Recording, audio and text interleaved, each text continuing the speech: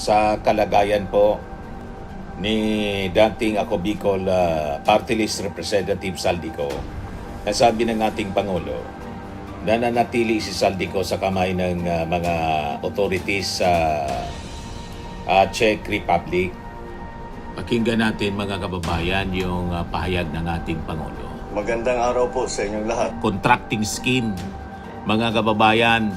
Yung live feed ngayon dito sa Cubao.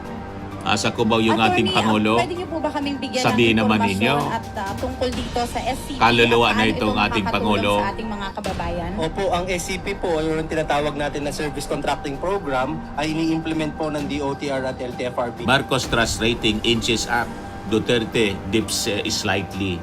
President Marcos moderately regained his trust and performance. Nagbabagang mga balita at pagtalakay sa mga isyu ng lipunan. Bulsa! Opinyon, banat at paglalantad sa katotohanan. Bulsa! What you see is what you get. You decide. Ito po mga kababayan, si Dante Maravillas. May update ang ating Pangulong Bongbong Marcos sa kalagayan po ni dating ako Bicol Party List Representative Saldico. Nasabi ng ating Pangulo na nanatili si Saldico sa kamay ng mga authorities sa Czech Republic.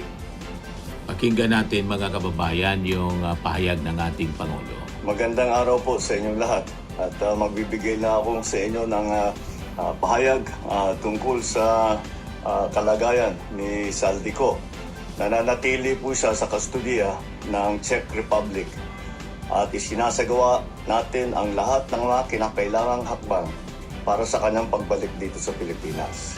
Inutusan ko ang Department of Justice kasama ang Department of Foreign Affairs na pangunahan ang pakikipag-ugnayan sa mga otoridad ng Czech Republic upang matiyak na maayos at naayon sa proseso ang lahat ng kinakailangan. Magpapadala rin ng high-level coordination team upang tutukan ito. Ang ganitong mga proseso ay may sinusunod na mga legal na hakbang sa pagitan ng mga bansa. Kaya nangangailangan na sapat na panahon upang maisagawa ng tama. We will bring Saldico home and we will do so in accordance with the law. He will answer to the Filipino people. Maraming salamat po. Ayan po ang reliable information mula mismo sa bibig ng ating Pangulo. Hindi yung mga pinagdadaldal ni Harry Roque na napakasinungali.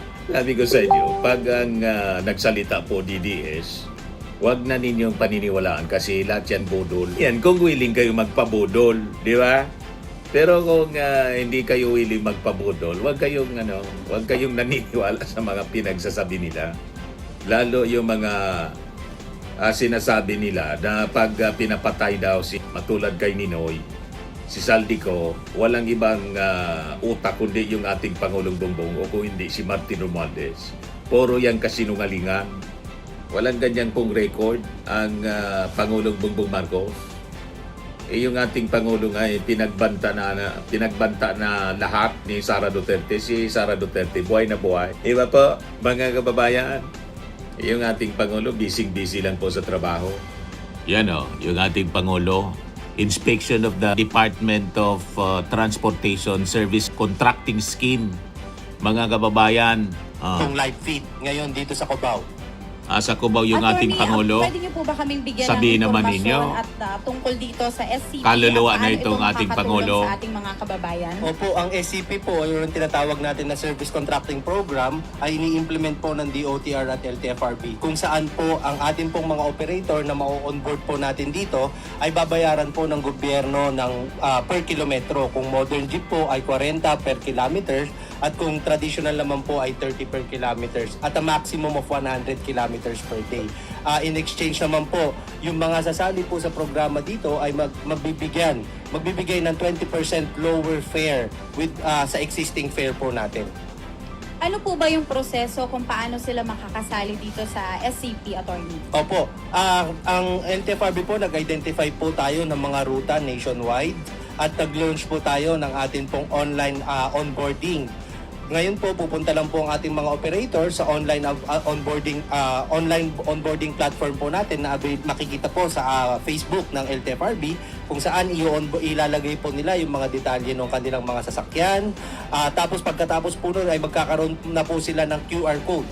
Yung QR code naman po na yun ay gagamitin para po mai-report nila ang bawat biyahe po na kanilang gagawin. Ating mga mass Sumakay po transit, yung katulad ating ng Pangulo LRT, kasama MRT, yung mga ang ating pasahero. busway. Meron din po tayo Di ba? nationwide sa iba't ibang probinsya. Kausap yung mga ang naging priority mga naman po natin dito ay pasahero. yung mga modern jeeps at O, mga alangan modern man UP mga Express. alangan man yan kaluluwa Nabanggit na niyo po lang. kanina na meron kayong parang tinatrack ninyo yung mga e-jeeps, buses na kasama dito sa SCP. Paano naman po yung hindi sila nakaka-access sa internet? Meron Kaya napaya ng todo yung mga walang yang DDS vloggers. Patay bali siya doon sa mga pinapakalat nilang stage 4 cancer na yung ating Pangulo. At malapit nang mamatay. Wala na. Patay mali siya na lang sila. Kasi napaya sila mga kababayan. Confirmed mga kababayan na talagang puro fake news yung kanilang mga pinapakalat.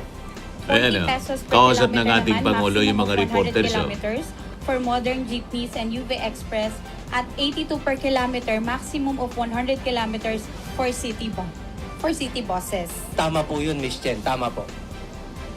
Magkano po ba ang naka-allot na budget natin dito, attorney? Sa ngayon po, ang nakalaan po ay 800 million. Nakikita nga po natin dito na baka hindi tumagal. Kaya po nag-request na po ang DOTR sa Malacanang na madagdagan po ang ating pondo at sigurado naman po dahil nakikita po ng ating presidente yung ginhawa na madadala nito sa ating mga operators and pasahero. Di ba? Grabe ang pag-asikaso ng ating Pangulong Bongbong Marcos. Very active na siya ngayon. Ito yung interview sa kanya ng mainstream media, mga kababayan. Mr. President, now that na ipinagpatuloy po ng inyong administrasyon ang DUVMP, sa tingin niyo po ba mas nakabubuti po ito sa mga pasahero, sa mga operators and commuters? Sana naman. Kaya namin ginagawa ito para mabasag. Unang-una, para yung ating mga operator at yung mga driver, dahil kasi masyado mataas ang presyo ng langis, masyado mataas ang presyo ng diesel, ay hindi na sila kikita. Pag hindi na sila kumikita, hindi na sila lalabas. Wala na kayong sasakyan. Kaya una-una, susuportahan natin yung mga driver, yung mga operator. Pangalawa, yung mga discount na binibigay natin dahil naman para sa mga pasahero. Ito, para ulit, hindi magiging mabigat hindi magiging mas mabigat ang pagbayad ng pamasahe para sa mga pasahero. At so both sides yung ginagawa natin, yung mga operator, yung mga driver, pati na yung mga pasahero. At ito yung patuloy namin gagawin at tuloy-tuloy lang namin gagawin. Hanggat nandyan at mataas ang presyo ng langis, ay patuloy ang tulong ng pamahalaan. Bilang estudyante po, last question. Kaya you already have 40% discount. Tapos may 20% na linagtad dahil nga dito. So bali, 60% ng estudyante ang PWD at saka SIPA. Bilang estudyante po, gusto po namin malaman kung ano po ang hakbang ng administrasyon sa nagaganap na crisis sa oil and especially sa mga naapektuhan ng gyera po sa Middle East. Ay, una-una, yung mga OFW natin, siyempre, alagang-alagayan mo ngayon at yung mga nais umuwi, kahit magulong natin sa kanila, ay inuwi natin. Tapos, yung pagdating dito, tumutulong din kami sa mga lifeline program para ganun. Eh, wala. Ang mahirap dito sa sitwasyon natin ngayon, pabago-bago, araw-araw, nagbabago ang sitwasyon sa Middle East. Kung may gera, walang gera, kung sarado yung Straits of Hormuz, kung hindi, kung ano yung presyo ng langis, pabago-bago. Kaya lahat ng kailangan natin gawin para makapag-adjust, para naman yun na nga, para mabawasan ang bigat ng dala ng ating mga kababayan. Yun nga, marami tayong iba-ibang initiative at habang tumatagal ito, nag-iisip pa kami, naghahanap pa kami kung ano pa ang pwedeng gawin. Di ba, mga kababayan? sa ating transportation sector. Yan o, kausap attorney. niya, Kasi yung mga makikita ninyo reporters sa at pagtaas mga po ng presyo ng gasolina, pasahero, at ng ilang mga estudyante. produktong petrolyo, ang nangyayari po ay nahihirapan na kumita at mag-uwi ng kita sa kanilang pamilya ang operators at saka ang ating mga drivers. Ano kayo ngayon mga fake news peddlers? Di ba?